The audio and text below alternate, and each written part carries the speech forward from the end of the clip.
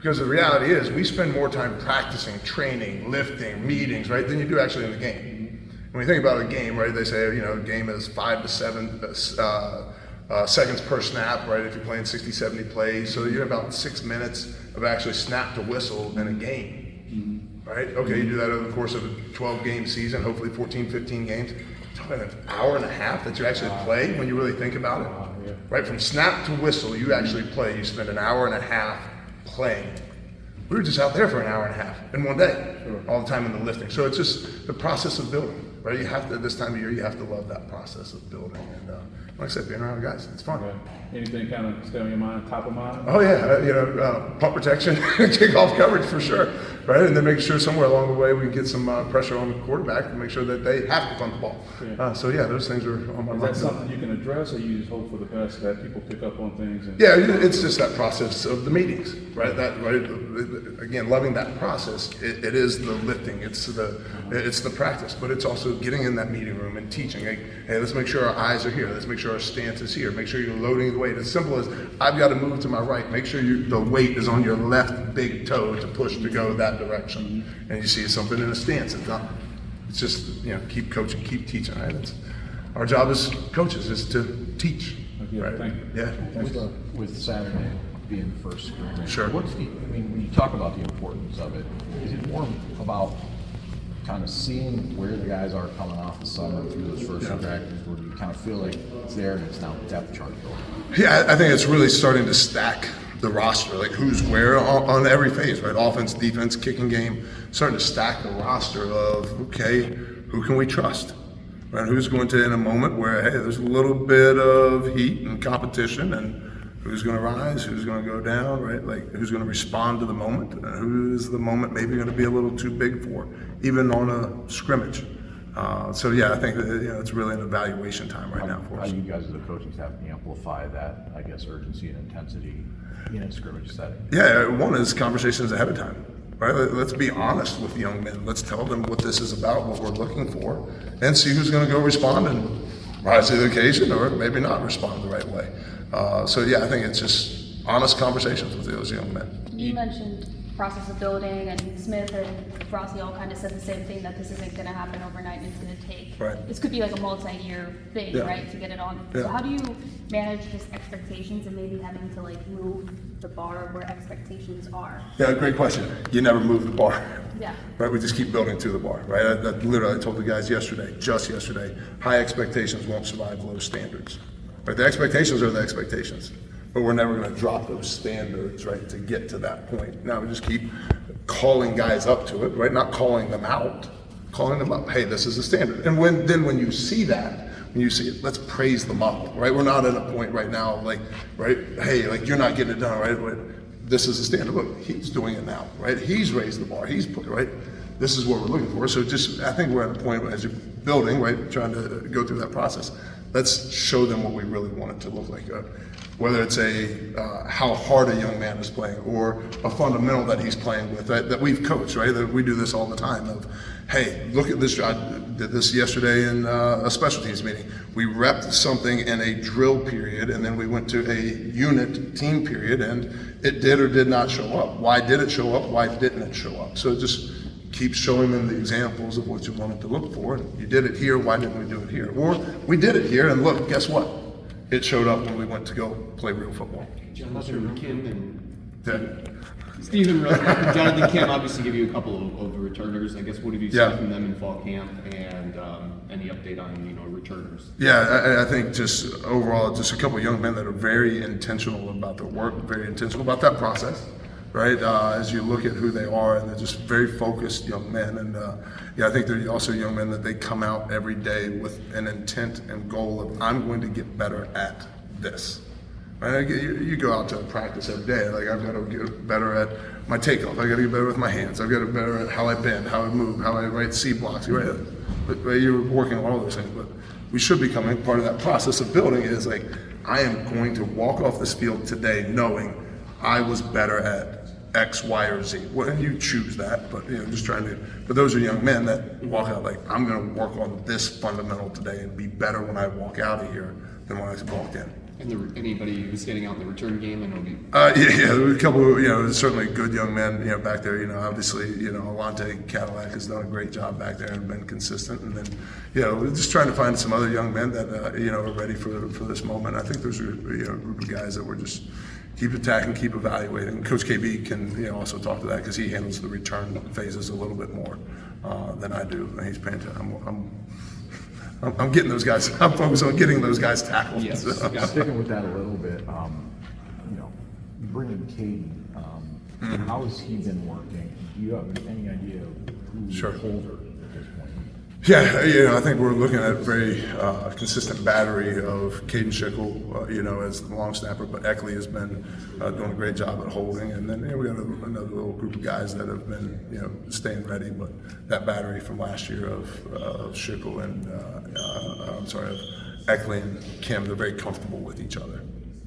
Your room looks a little different from the spring. Yeah. Right, yeah.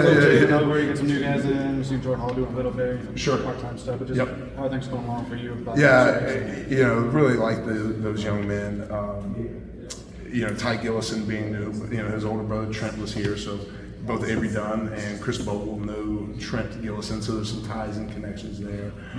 Anthony Jones coming in from Indiana, obviously I had ties to him previously as well, knowing him, so it really assimilated well. There's really, when you have a smaller room a little bit like I do, it's easier for those guys to connect and to be able to buy into each other, to build those relationships that we're looking for. As Coach Smith says all the time, right, the more connected we are, the more committed we'll become. So it's it's much easier with it being a smaller room. But those guys are pushing each other, they're challenging each other. We're rotating a lot of guys at different groups. Hey, this day you're going to get reps with the ones because we want to see you go against the ones. But that's a little bit how we're going to play them too. Right? Like they're going to rotate, they're going to roll. Obviously, the best players will play the most. Most productive players, most dependable, most trustworthy will play the most.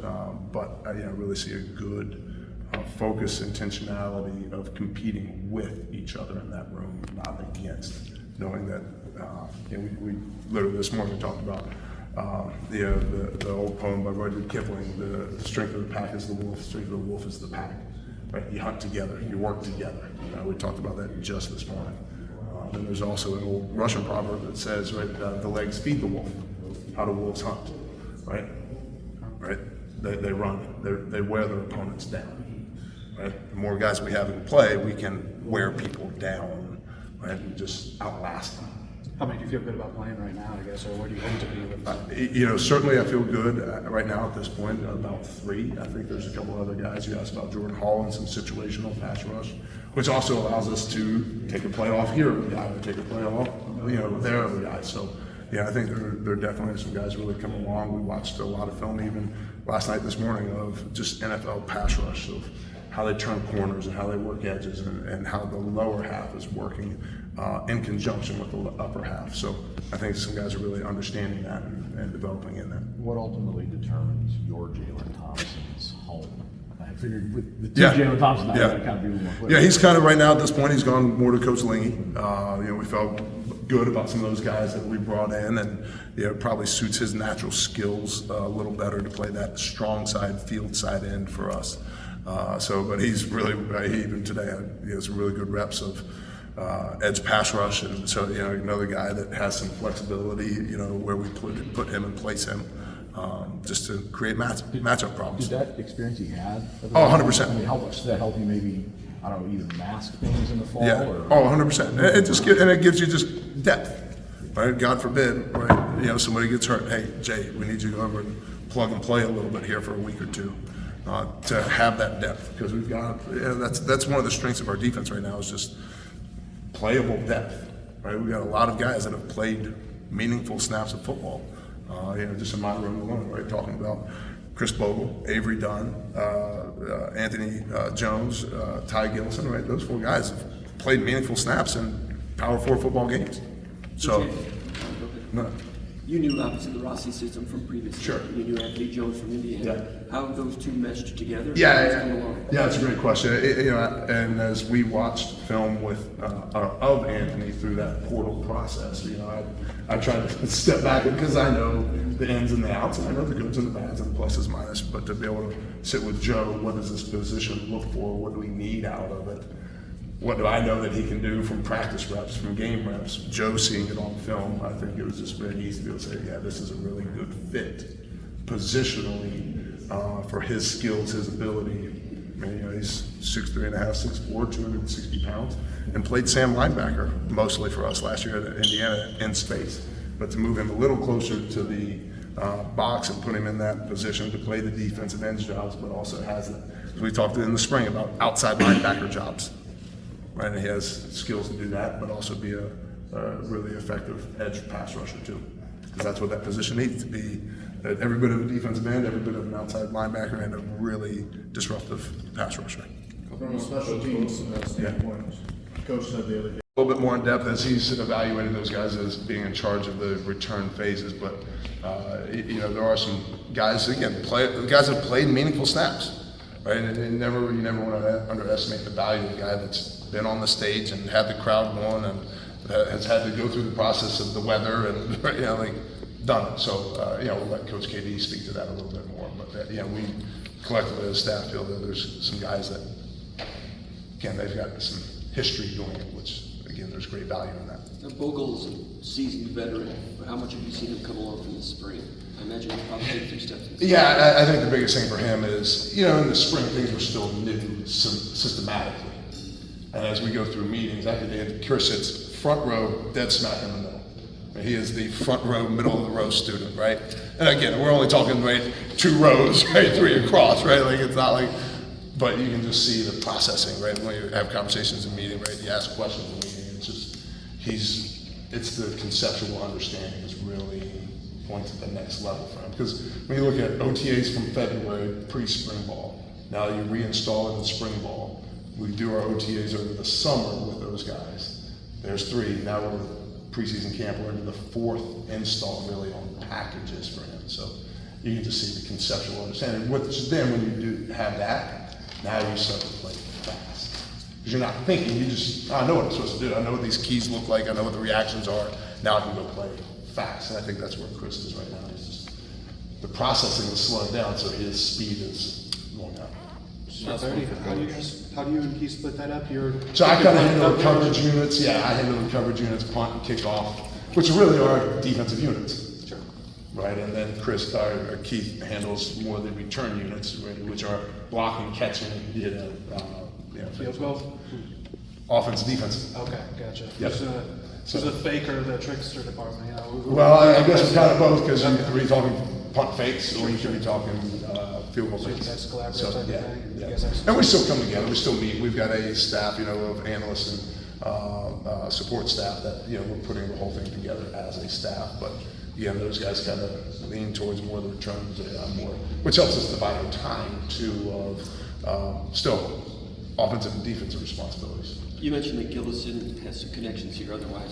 When you looked at him on film when he was in the portal, what did you see and what did you see? Yeah, you saw some of the outside linebacker traits, right? You saw outside linebacker traits, coverage, drop ability, but then also, you know, some edge pressure, turning the edges, pass rush stuff that, and, you know, he's been able to show that for us too here in preseason camp, that has the ability to have athleticism on that edge that we need. Next coach.